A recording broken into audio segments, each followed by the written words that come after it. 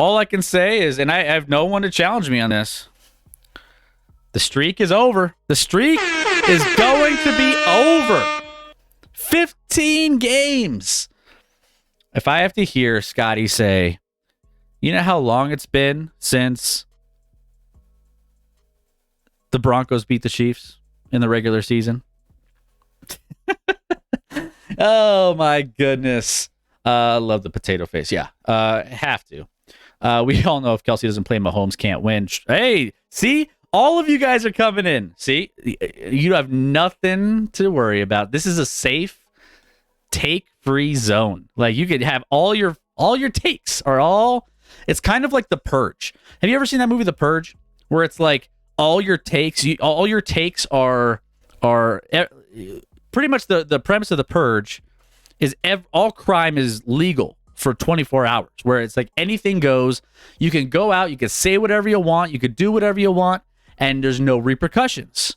This how we're doing it with this tonight with the Kansas City Chiefs. All of your Kansas City Chiefs takes that you just feel like you never want to say out loud are free for the next hour and a half, where you could say whatever you want, no repercussions, no one's going to challenge you, and everyone's going to enjoy all the takes. Except for B-Dub, because I know he's a Chiefs fan. So, you know. Welcome in, hometown. What's going on? No Mahomes drinking game tonight? No, not tonight. They need to purge Russell Wilson off the Broncos. That's true too. The Broncos are in a weird spot. This has been a weird week locally here in Denver, because Denver has, all through the radio waves, everyone's saying, all right, let's start shipping people out. Let's get people that aren't interested in being here out. Get all these big contracts out. I mean, Judy, Sutton, all of them, everybody. Pat Surtain, all of them are kind of on the chopping block all of a sudden. Nobody is safe. And if you're actually asking me who is possibly safe, I couldn't tell you, because I just don't think that there's any players that are just not untouchable in this roster. But it's been a weird week here in Denver. Drink every time the Dodgers give up a home run. Mahomes would be nothing without Andy Reid pulling his strings. So yeah, see, keep them coming. I know, keep them coming. See, isn't it fun, Chairman? Everything is just carefree. Everything is legal here tonight. Russell's safe because nobody's trading for that contract. It's true. The problem. So the Broncos here, 10.5 point underdogs on the road at Kansas City. Now, this is a weird game because the Chiefs haven't looked like the Chiefs of late, the last couple years. It feels like they don't have the same mojo that they had. I mean, Kelsey has been kind of their go-to, and they've had a okay running game going along with their offense. But at the same time, you can't look at me and tell me that the Chiefs have the same downfield threats that they've been able to exploit in previous years. That hasn't really been a game plan for them and a way they've won games. They've kind of just gone the short throwing game and kind of ran the ball, which is fine. They've been winning games, and they have been playing very uncharacteristic of the previous 2 years, and still they have a really good record and they're still winning games. So take that with what you will. That being said, I feel like this is a trap game. I stayed away from this game betting this because I didn't think that the Chiefs are going to absolutely just dominate this game. I just don't get that vibe. Now, the Broncos defense is absolutely a dumpster fire. Let's be real. The Broncos defense should not probably be an NFL defense, like the way it's been playing. And you figure last week I was like, okay, maybe they could come out of this. After all the backlash they were getting in the previous weeks, they can't play any worse. Going against the Zach Wilson-led Jets, I was like, Zach Wilson's at an all-time high. The Jets, or the Broncos defense is at all-time low. Those are going to regress to the mean, and they're going to come back, and they're going to be, a little bit better, and they weren't. They weren't that much better.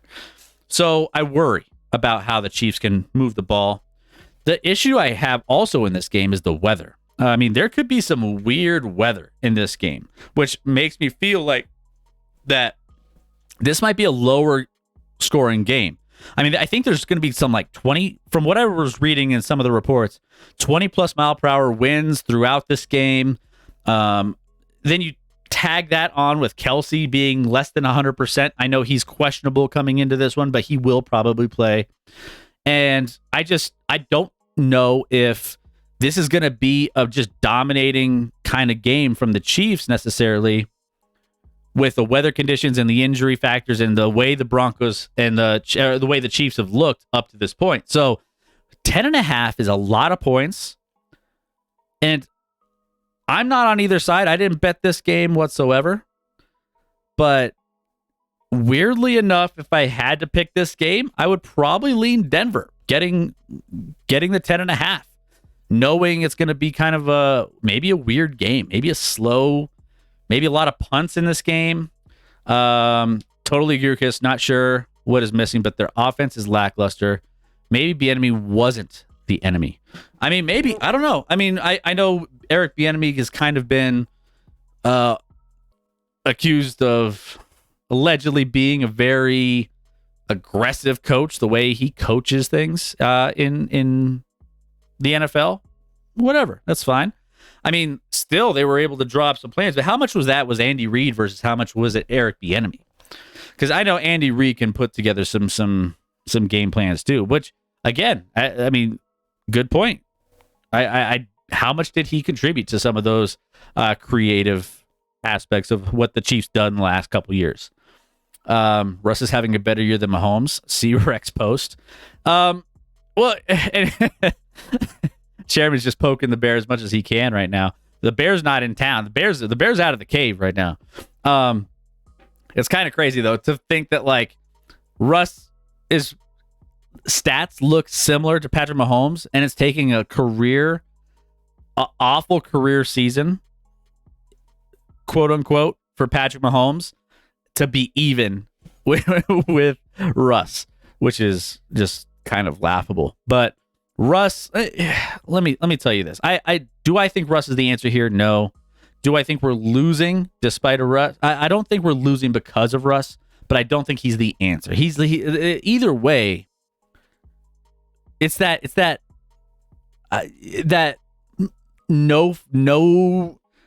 that twilight zone of what is this? I don't even know what this means. I'm like, I don't even know what to think about. If Russ is even like gonna even come out of the season, and I don't know. It's disappointing to say the least, given how much we've given up. You know, one thing I was saying this week was, why is our GM not getting any? We've talked about on the show a little bit. Why is he not in the news for being an absolute disaster? That's another thing. So I don't know.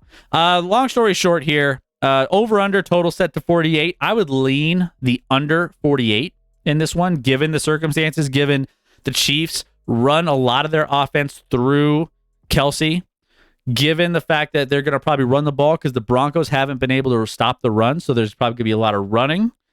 We saw what Breece Hall was able to do last week, so I have a feeling that's going to be a part of their game plan, which is going to, again, maybe take some points off the board that might have been a little bit easier to come by going through the air with Patrick Mahomes, given the wind, given the injury to Kelsey, given everything.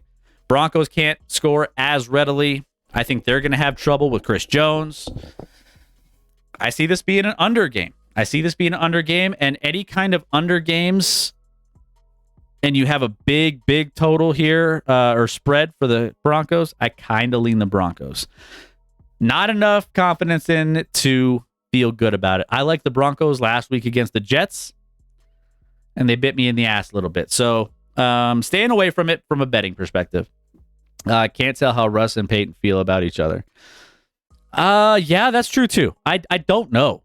I think Russ is a very And see, I'm going to get caught up because this is exactly what Scotty said when he first got here. He was like, Russ is fake. Russ, I don't know who Russ is. No one knows who Russ is because of, and see, because Russ always puts on that happy face. He always puts on that, like, I don't know. I just don't know if I don't know how I truly feel about Russ loving his situation here and the coaching staff and everything in between. I could already tell you, Peyton probably doesn't love Russ. Like, that's probably a given. He was like, I inherited this dude. He's like, bruh, no. Russ doesn't even trust Russ. Not a lot of people. I just don't know what I'm getting when I'm talking to him. Like, I guarantee you, if I was talking to Russ, I don't know how he's gonna put on that face, that positivity, and it's like, dude, you know what I want to see from Russ once? This is the last thing I'll say on this game. I want to see Russ be pissed off or something. Can I see him get angry? Can I see him like throw a helmet or something?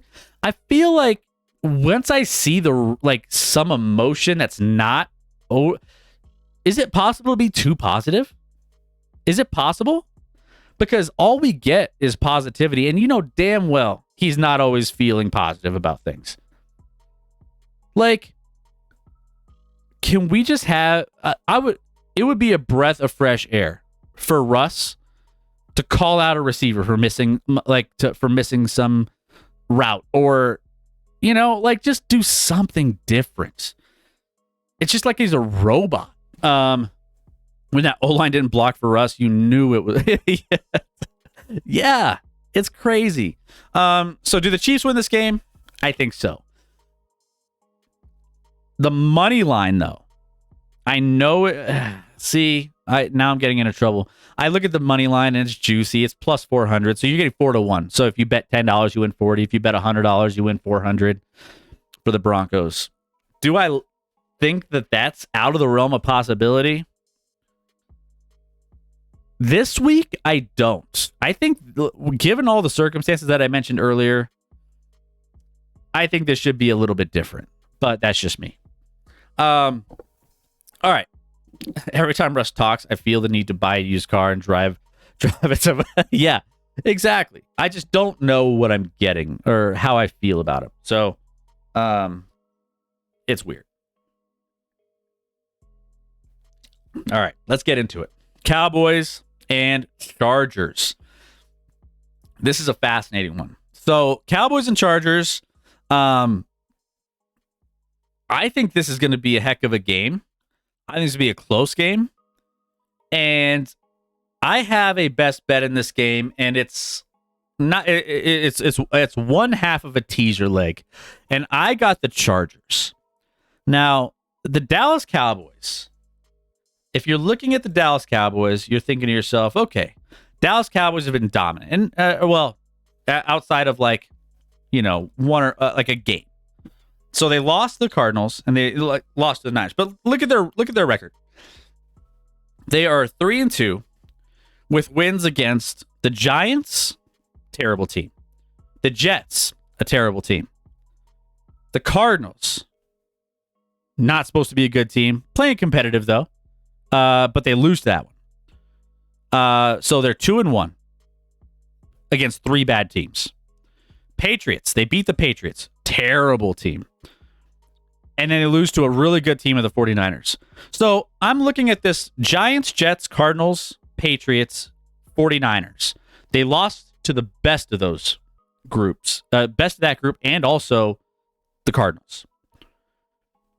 I don't know if we've seen a full, legit sample size of all right, how do they perform against a team like the Chargers this week? We'll find out. But given the fact that they've been having such an easy schedule early on, I'm on the side of the Chargers in this one. And I have teased the Chargers up. I got it at 2.5, moved it up to 8.5 as my teaser leg. So this is one half of that. I'll get to the other half later. But I just think the Chargers are going to keep this one close. I think this is going to be a nice matchup. for the Chargers, and I think this is going to be a very close, competitive game. This could come down to a field goal, but I think we're looking at a game that's like going to be 21-24 when it's all said and done, or something along those lines. And I think the Chargers are going to be super close. We already know the Chargers play close games, along with some of the other teams in the NFL that do as well. The Vikings play close games. And so I want to say that this game is going to be really, really close and competitive. Cowboys, I just don't know what I'm getting from week to week. And again, we knew that the 49ers were going to be a juggernaut, and that was going to be a tough matchup for them. And they got blown out. It wasn't even close. So we know what they are against good teams, and they're 2-1 against terrible teams. They are who we thought they were. Denny Green. They are who we thought they were, and we let them off the hook. Roger. So I don't want to buy too much into the Cowboys at this point. This morning I used Red Bull instead of water to make my coffee. After 15 minutes of driving on the motorway, I realized I left my car at home. Oh, and baseball season is officially over for me, and I'm a proud Raiders fan again. Hey! Hey-o! Raiders back in action. By the way, the Raiders. We'll talk. No, I think we might talk about them as well later. Who's our random Lakers player of the stream? Kareem Rush. Ooh, you love Kareem Rush. Yeah, you love the rushes. The rushes. But the spread in this one, thank you, P3, for all the biddies, as always. Appreciate the support and all the jokes and all the random Laker players. You could drop some Laker players tomorrow on the NBA stream if you want. Dallas, minus 130 in this one. LA Chargers, plus 110 money line. Over-under set at 50.5. This is going to be a fun, competitive game. I think this is going to be one of the more entertaining games. Maybe not.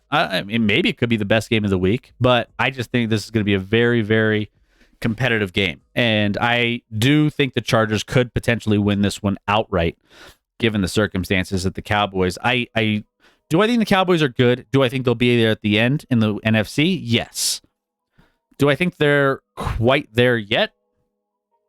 I want a couple more games to see. And given the fact that we have the Chargers, the Rams, and the Eagles, their next 3 games, this is the test that I'm going to throw out there for the Cowboys to see what they really are. If they could win 2 out of the next 3 games, I think the Dallas Cowboys will be in good shape. If they go 1-2, I still don't know how I feel about this team. Given they are as talented as they are, and they seem to just underachieve. And is this the same old Cowboys we're used to seeing year in and year out? Chargers, on the other hand, trying to stay up in the AFC West, currently right behind the Kansas City Chiefs at 2-2, and they're battling with Vegas. Let's make it real. The Denver Broncos aren't going to be competitive. So, it's trying to battle for that second seed. And we all know what the Chargers do too. It's a battle of the choking teams. Can we spam Reggie in the chat? Where's Reggie at? This is perfect time for Reggie. Battle of the choking teams when it matters. Is Dallas defense that good, or just face bad opponents early on? Should I keep them in fantasy? Good question, actually. I mean, I would keep them in fantasy, probably just because they are very talented and they have some decent. So, all right. So Chargers, Rams, Eagles, probably not the best situation for fantasy defense. But then you got to look ahead of the long term. Given what the Dallas Cowboys have put up so far against bad teams, then they go back and play the Giants, the Panthers, the Commanders in 3 straight. So you might want to just stash them, because you could probably 3 out of the next 6 weeks, you're probably in a good spot. And even then, against some of these other teams like the Rams, I think they're going to be perfectly average. I don't think they're going to be blown out by any means by any of these 3 teams. Eagles haven't looked as impressive. So I think you stick with the Cowboys defense. You might have a couple games that they just are perfectly average or casually average. Hey-o! And then, you'll be fine. You just have to weather the storm a little bit. Yeah, it depends on also your other players and how you want to, prioritize those. But if you have some spots, maybe pick up a defense week to week in the next couple, and then if you could afford to, and do that. All right, Lions and Bucks. Let me double check. I maybe see if I have any bets in this one. I don't think I do. But Lions and Bucks, this will be an interesting one. I do not have a pick in this game. So I'm looking at this one and I'm thinking to myself, okay, Lions, Bucks. Lions are looking solid, right? Lions are looking good. They're cruising along through this season. And I mean, there's not really too much to be upset about based off of what they've done so far. They're 4-1. They're leading the division. Next best team is Green Bay at 2-3. Tampa Bay 3-1. So battle of the one-loss teams here. And the Buccaneers have been a surprise. Let's be real. Baker Mayfield has been playing some actual decent football. Not, I wouldn't say blowing people away, but he's been playing some okay football. Enough to get him to 3-1 in a bad division with Atlanta, New Orleans, and Carolina. So this one's a weird one in the sense that Detroit Lions is on the road here, and Tampa Bay are only 3-point underdogs. And so I didn't know what to think about this line. I if I had a lean on this one, it would be a lean with the Lions. At 3. Anything above 3, I think I lean towards the Bucks from a betting perspective. So I would just say, hey, keep an eye if you're looking to bet this particular game. Anything with a hook, they call a hook, like a 3.5. It's 3 points. You have that extra half point of a hook to give you a little bit so you're safe from a field goal. If let's say this ends up being a 3-point game, the Bucks would win on that extra half point. That's where I would lean in this one. Now, I think the Lions will win this game? Yes, I do. I think they're the better team. I think they've been playing better football. They've been being able to run the ball better. I mean, overall, I just think that they're just the better team. I just, it's weird to me how close this game is, which makes me feel like it kind of feels like a trap game of some sort. But you got some veterans on this Tampa Bay team, and they've been performing well with Baker Mayfield. And the coaching staff's getting them ready to play. They're at home this week. I think this is a pretty close game. Over-under set at 43.5. So we'll see what ends up happening here. Cuban, I'm reluctantly keeping them. There isn't a lot of options in my league. See, and that's another point too. There's not a lot out there in some, depending on how big your league is too. Hi, yes, I'd like to talk to you about our Lord and Savior Gardner Minshew. Hey, the stash. Do you remember during the season preview when I said with Chess that Tampa would be 9-8 or better, and you agreed, but Scotty said he didn't believe in Baker? I do remember that. Yeah. So yeah, Scotty, and I'll be kind of honest. I have a lot of faith in Baker. I'd be lying if I said I had faith in Baker going into this NFL season. Did I think he could be okay? Like, originally when he moved to this division, we were like, man, he has an opportunity, and he didn't take advantage of it as much as I thought he probably could have. But yeah, I mean, I think he's been playing well. They've been playing some good football. Let me see if there's any other notes that I have on this game before we move on to the next one here. What are your thoughts on this one, though? Detroit, Tampa Bay. Some other notes. Yeah. So from key injuries and things, Jahmyr Gibbs, Amon-Ra St. Brown, Brian Branch, I believe, are kind of banged up, and I think Amon-Ra is kind of heading towards playing from what report I saw. So I think, and that's another reason why he's truly questionable. And you're going to have to keep tabs of these reports going into your lineups this weekend. So make sure you do that. Also, there's an early game. Make sure you check in on those early games that are over the pond because we have some of those as well. But I just think that this team, Detroit, should be 3 points better than the Lions. The Lions are closer to we talked about this before. The Lions are closer to the Eagles than a lot of the other teams in the NFC. So I think that they're kind of trending up that direction. Eagles haven't looked as good. Lions have looked a little bit better. So from that standpoint, I think it's safe to say, all right, well, if we're putting the Detroit Lions in the same stratosphere as the Eagles, they should be able to win this game and be a good cover here at -3. Should I start Eagles D or Chiefs D for week 6? Good question. So the Broncos have been known to put up some points. And here's the thing. The defense, I think, could be valuable in the Kansas City side of things, where I just know that the weather is going to play a little bit of a factor. And I also think that it's kind of tricky. Whereas you take a look at the Eagles, I would probably start the Eagles.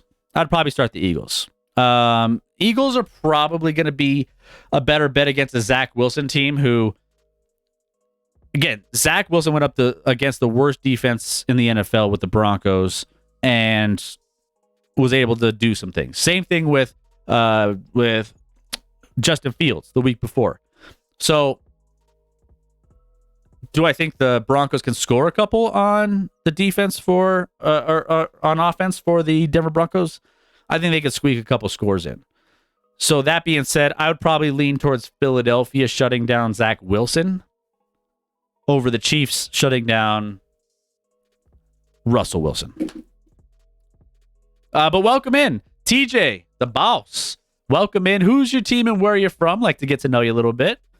All right, let's move on to the next one. I didn't make the graphics, guys. But we have the Minshew show in Indianapolis. By the way, guys, if you guys are just new, like TJ, make sure you hit that follow button if you haven't already. And also, we will be live every Wednesday, Thursday, and Sunday. Thursdays are our NBA show, so make sure you tune into that tomorrow night. Yeah, we got the Minshew show because we had Richardson, who went on the IR as of this last week. So that's kind of skewed things a little bit towards Jacksonville. Now, this is both Scotty and myself. By the way, TJ, Scotty, he's my co-host. He's out of town this week. So we have a little placeholder here down below here just to keep me company. But you guys are doing a great job. Thank you guys for keeping me company with all these questions and all the comments and all the things in the chat. From a New York Giants fan, unfortunately. It's okay. I'm a Broncos fan. We're in dark places right now. I get it, TJ.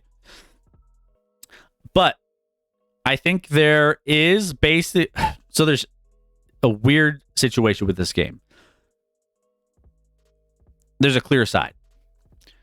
The issue with this clear side is that Scotty and I agree on it. And whenever Scotty and I agree on it this year, we've been in trouble because we have not gotten any of our agreed on bets right so far. That being said, you know exactly what side we're on. We're on the Colts, and we both got them Colts plus 4.5. The line is the line when he made this graphic was 4. We got him at 4.5. This is a weird spot for the Jags. So anytime you have a team that's in any sport that's on the road for more than a couple weeks, traveling, living out of a suitcase, in a hotel, coming home, settling back in, distractions, trying to get, comfortable back at home with the family, everything, there's going to be some issues of focus and what, you got to acclimate. You got jet lag, especially coming from London. Jags hey, TJ, welcome. Good to have you in, TJ. Thank you for the follow. Appreciate you being here. It means a lot. By the way, guys, if you guys are new, also we have a Discord channel, and you could always join in our Discord channel. We are talking about games during all of the NFL slate each and every single Sunday, and then also just, we're always sharing funny memes and talking about breaking news and all the good stuff when we're not online. So make sure you join in if you're interested in that as well. But Colts, I just think are in a better spot right now. So Minshew, I don't think is a huge drop-off from Richardson. Richardson does provide some more versatility when it comes to running the football and being able to make plays. He's been actually really impressive early on in this part of the season. But unfortunately for him, he was on the IR with an injury, so you have Minshew. But I think Minshew can actually make some plays in this. Jaguars, I don't think are going to be settled in enough to make this. You think about this. You've been living out of a suitcase, all the things that I just mentioned. You have two really good wins. You had the wins against the Bills. You're feeling really good. You're like, oh man, this is great. Like, we did our job over the pond. Now we can come home. We can relax a little bit. We can kind of ease in. We got the easy Colts. Colts aren't a good team. We'll be good. I think this is a trouble spot for the Jaguars, and I think that the Jacksonville Jaguars is the side here that you should probably be on when it comes to the best bets of the week. Keep close. Hey, appreciate that love. Thank you for sharing the love. Keep close and gifting us up to TJ. That means a lot.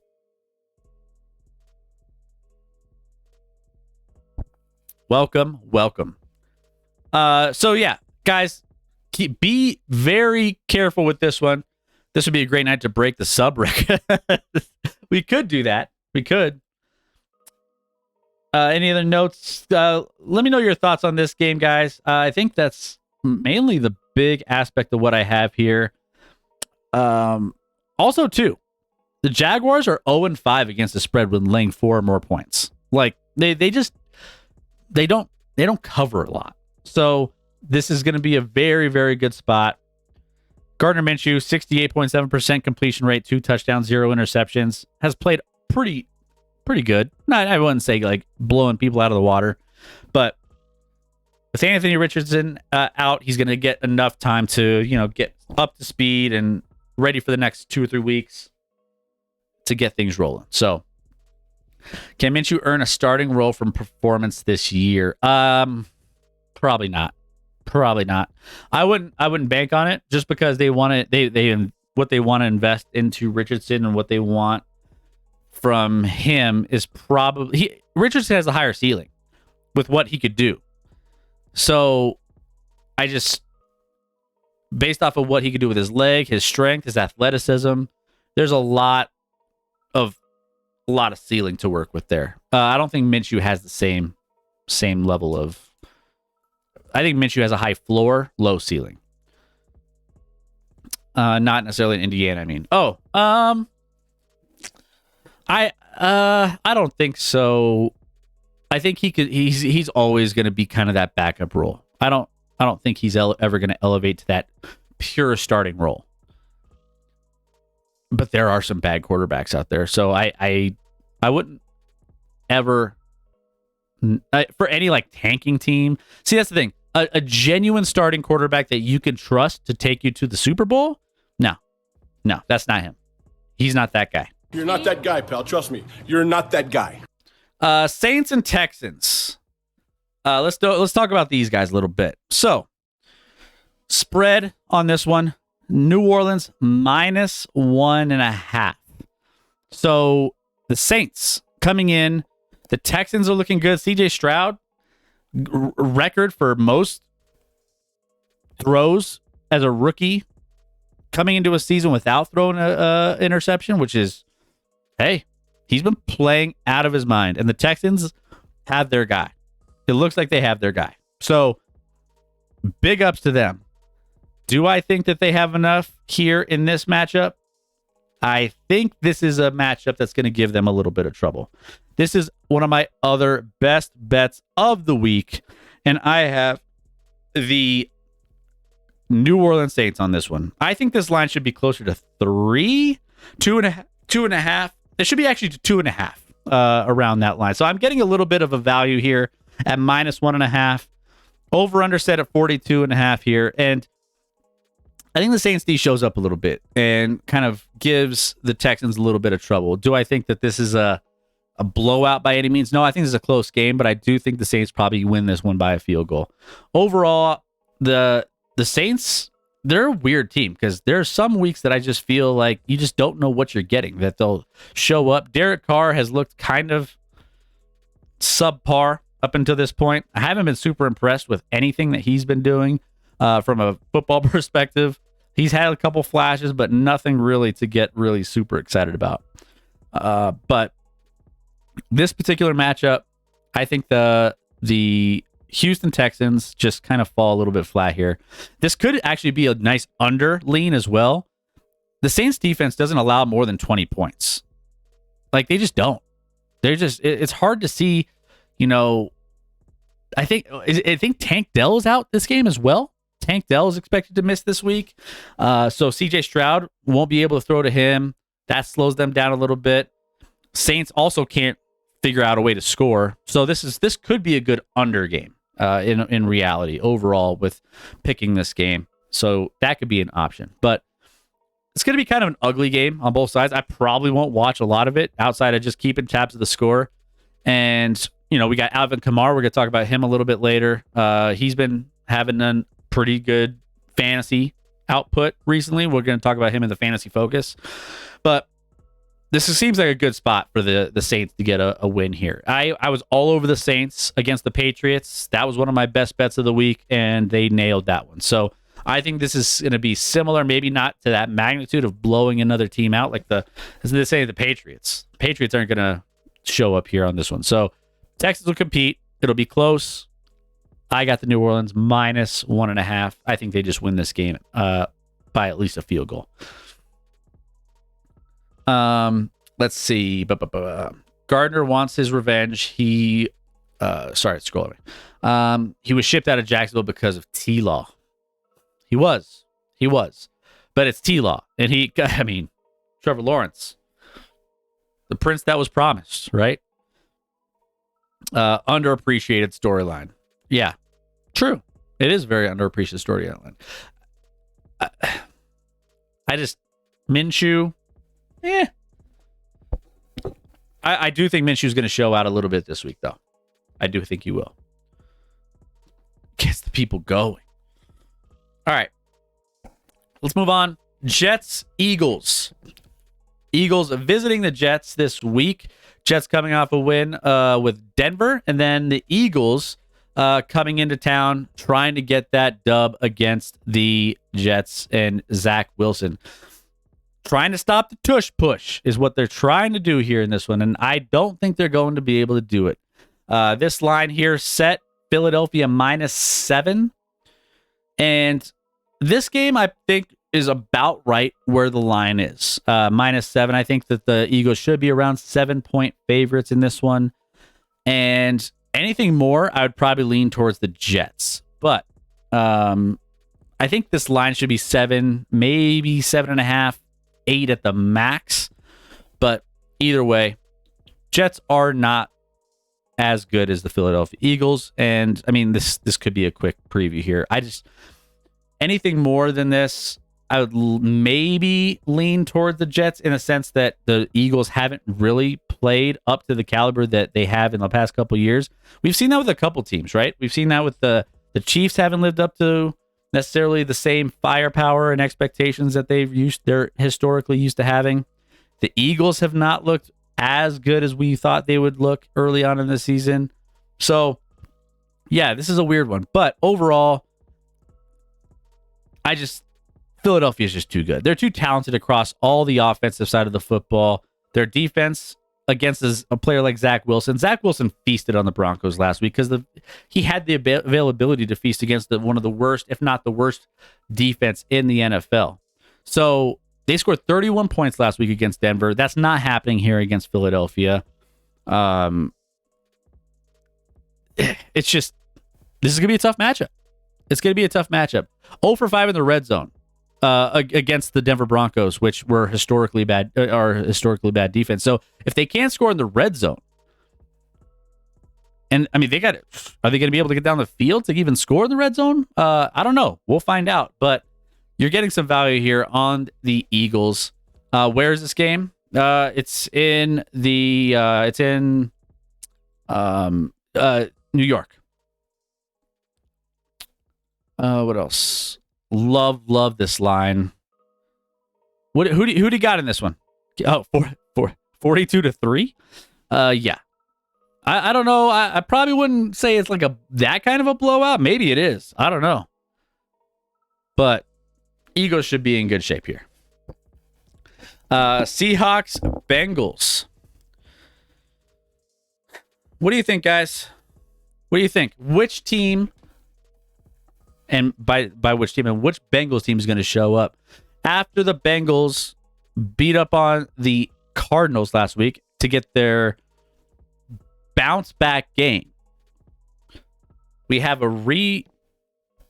just rolling it back here with the Seattle Seahawks.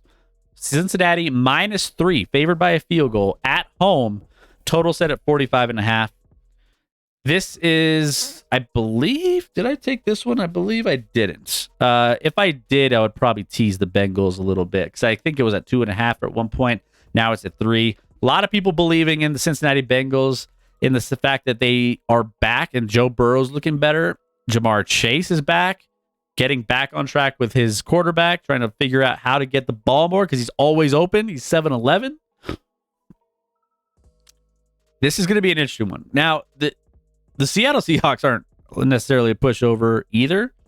Geno Smith and company coming in, but in general, I think this is actually a nice little over candidate. This is set in 45.5. I think both teams find ways to score in this game. The offense of Cincinnati is just too good to be held down. And as Joe Burrow gets better from his injury, he's going to be better offensively. He's going to be able to spread the ball around. T. Higgins is one of those players that's going to be banged up for a little bit, but once he's back, they'll be in good shape. We had a must-win game last week for Cincinnati, and they came out on top, which they needed to. And I think this is another spot where Cincinnati could come in and continue to do some damage here at home against Seattle. But I didn't necessarily bet this game. I could see Seattle coming in here, and I mean, again, we don't know what we're getting with Joe Burrow and his injury and where he's at. So Pete Carroll could put together a game plan. I feel like the Seahawks defense can maybe slow the Bengals down on a few drives to make this a close game. I stayed away from it. This is going to be an entertaining game to say the least. Bengals they've dug themselves a big enough hole this season to warrant a lot of must-win games for the next 3 or 4 weeks. And if we're looking at their schedule over the next 3 or 4 weeks, the Bengals have this game against the Seahawks. Then they have, I mean, look at this. They have the 49ers, the Bills right after this. So could they be looking ahead to the 49ers and Bills? I mean, I don't think so. I think they have to win games regardless of who they're playing. They're must win at this point for the next span. But if let's just say hypothetically that they could win against the Seahawks and they could take one of two from either the 49ers or the Bills, I think you're in an okay spot at that point to where you could be, all right, like the rest of these games, you got Texans, Ravens, Steelers, Jaguars, Colts, Vikings, Steelers. A lot of winnable games after that can put you back into the playoffs and make you, put you in a good spot. But right now, they have to beat Seattle, and they really would like to take one of two from the 49ers or the Bills. Let's see. If we're really honest, this game is there for Seattle to take. If Cincy wins, we're going to be talking playoffs. If Hawks win, this is full rebuild mode in Ohio. Well, and that's the thing. Like, they have some players they need to get paid. So they're running out of time, and it's not looking good. The Bengals are in a tough spot. Tyler Lockett averages 36.5 and half a touchdown per reception against Cincinnati. Do you know, by the way, Tyler Lockett, you know, he like does real estate on the side. I saw like a little like ESPN featurette on like the fact that he does real estate. It's kind of crazy. But it wouldn't shock me if Seattle came in and won this game. We all know that the Cardinals aren't exactly a team that's going to be primed for success this season.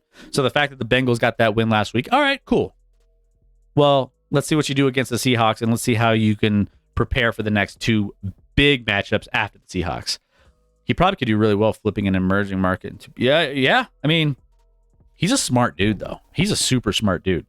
He's tiny. He's like my size. He crushes, man. He's a nice dude. 49ers and Browns. 49ers going to crush the Browns by 1 million. Next game. Just kidding. But really. The Browns have a host. Play host to the 49ers here this week. San Francisco -5.5. This line hasn't really changed much, which is strange. The Browns, we're kind of awaiting what's happening with Deshaun Watson. Deshaun Watson still questionable after missing some time. He had that bye week off, and they're trying to figure out with the shoulder whether or not he's coming back or not, which this game screams under. And this is crazy for me to say. I could legit, I had this game, it was 39.5 at one point. Look at this total. Your eyes aren't deceiving you in this one. The total set at 37.5. That's extremely low. There's a couple reasons for this. One, the San Francisco 49ers defense is very, very good. Two, the Browns don't know who's playing quarterback. It could be a rookie backup quarterback playing against one of the best defenses in the NFL. How are the Browns going to score points? Number three, the weather is going to be absolutely awful in this game. They already have like rain and cold weather, and it's going to be sloppy, and it's going to lend itself more to a running kind of style of game, which lends itself to the San Francisco 49ers. And basically, like, this is going to turn into kind of that playing the underthrows and running the ball and screen passes and just things to play this game safe, knowing it's going to be a wet game. It's going to be in kind of just terrible. We're getting into the season, guys, where you got to start looking at all of the weather reports in some of these outdoor stadiums, especially in the Midwest, because the wind starts playing a factor, the rain, everything. That being said, that's why this number is plummeted. This was at 39.5, and Vegas bet it down. All the sharps bet it down to 37.5. They were like, "There's no way this game gets a," which makes me almost want to go on the over. I had the over as one of my best bets, and I took it off because I was just like, I could see San Francisco winning this game like 24-3 or something stupid, 24-6 or something stupid. So that's where I have this game, like a 24-6, so 27-6, 27, not, I don't know, somewhere in that range. But that being said, if I were to pick, I would probably lean over. The 37 is super low, and I think the 49ers will be able to put up a majority of the points. It's just whether or not the Browns are going to be able to do anything. Are they going to be able to help out? Maybe the 49ers score 38 on their own, but in these weather conditions, I think they just get in, get a win, and get out. I just don't know. I don't want to trust it to fate that they could get 38 points by themselves. The Browns defense, well, let's give them credit. They've been playing some really, really good football. I just don't think that they have enough. We've seen the 49ers just absolutely being one of the best teams, if not the best team, up until this point of the football season. And there's nothing that's really going to change that here against potentially a backup quarterback rookie in this one. And even if Deshaun Watson plays, there's a pretty good chance he's not going to be 100%. So I lean San Francisco -5.5 in this one. And that's pretty much kind of where I sit on this.